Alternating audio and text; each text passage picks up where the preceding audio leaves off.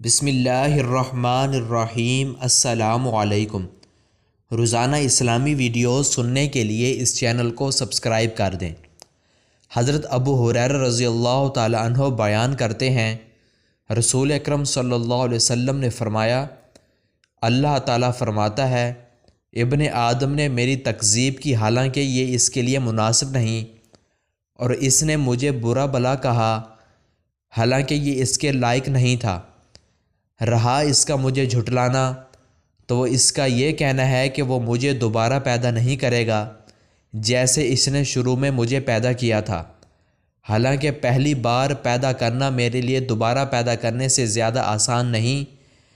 اور رہا اس کا مجھے برا بھلا کہنا تو وہ اس کا یہ کہنا ہے کہ اللہ کی اولاد ہے، حالانکہ میں یکتا بے نیاز ہوں جس کی اولاد ہے نہ والدین اور نہ ہی کوئی ہمسر ہے۔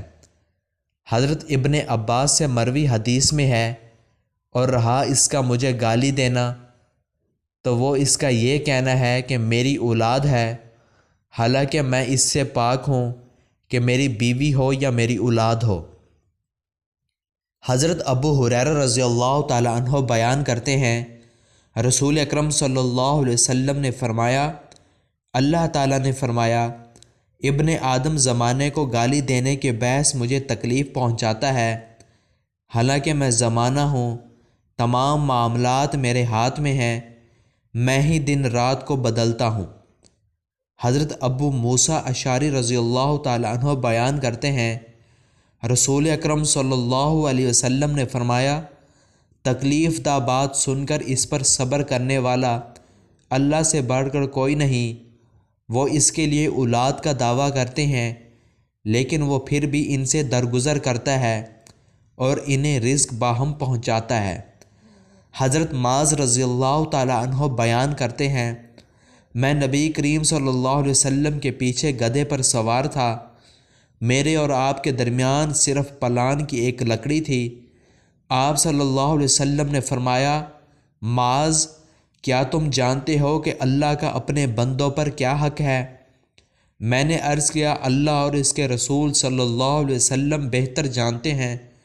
آپ صلی اللہ علیہ وسلم نے فرمایا، اللہ کا بندوں پر یہ حق ہے کہ وہ اللہ اس کی عبادت کریں، اس کے ساتھ کسی کو شریک نہ بنائیں، اور بندوں کا اللہ پر یہ حق ہے کہ وہ اس شخص کو عذاب نہ دے جو اس کے ساتھ کسی قسم کا شرک نہ کرتا ہو۔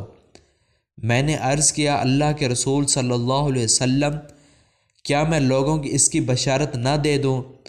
آپ صلی اللہ علیہ وسلم نے فرمایا، انہیں بشارت نہ دو ورنہ وہ اس بات پر توکل کر لیں گے۔ مزید اس طرح کی اسلامی ویڈیوز سننے کے لیے اس چینل کو سبسکرائب